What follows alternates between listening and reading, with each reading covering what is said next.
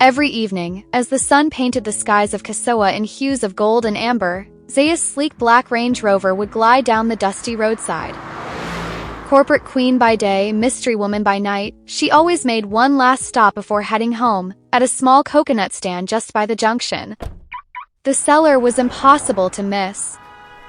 Bare-chested, sun-kissed, and strong, Saki had the kind of build that made you believe he could split a coconut with just a glance. But it wasn't just his strength.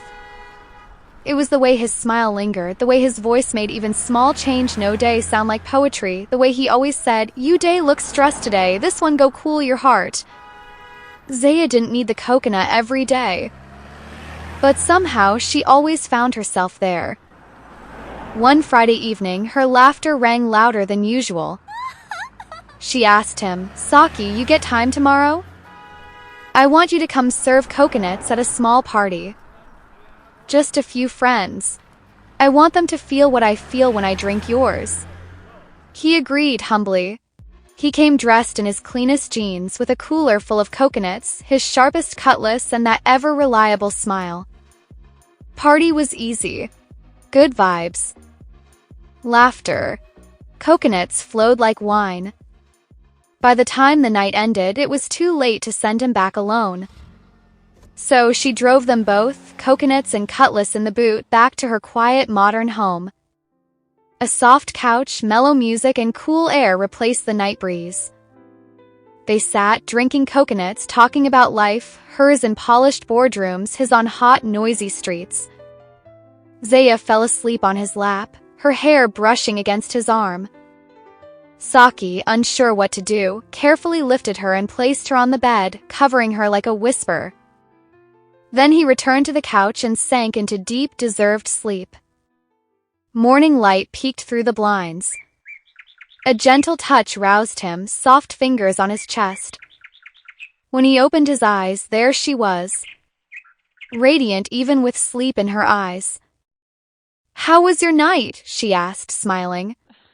He nodded, groggy but warm. She chuckled and said, "Go freshen up. I'm making breakfast for us." Saki disappeared into the bathroom. The house filled with the smell of spiced eggs and toasted bread. But he was still missing. Zaya went to call him and bumped right into him, bare-chested, glistening with water, towel slung low on his waist. "Oh, sorry," she gasped, giggling like a girl. He looked her in the eye and said calmly, "That's not a problem. We're two adults." She laughed, "Exactly. And we're both very aware of what's been brewing in the atmosphere since last night." "Really? So you noticed too?" he replied, a sly smile creeping up his face. Breakfast came with more laughter, more knowing glances, more silence that said things words couldn't. When they were done, she stood. "Let me take a quick bath so I can drop you off."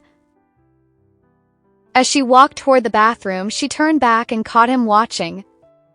Her eyes twinkled. "I haven't even bathed yet, but I feel so comfortable around you. This is strange. What did you do to me, Saki?" He smiled. She didn't wait for an answer. The ride to his place was filled with jokes, reflections, and a comfort that felt years in the making. But as they entered his rough Kasoa neighborhood, Saki's tone changed.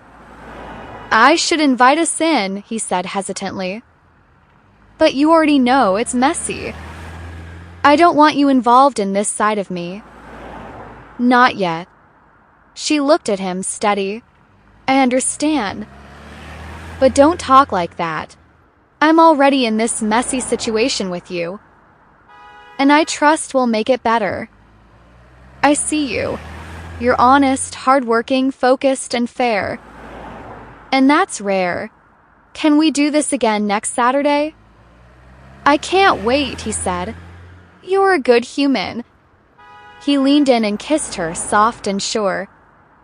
She smiled against his lips. As she drove away, he stood by the roadside, the early sun lighting his skin, a quiet smile on his face. Coconut brewed. Sweet and juicy.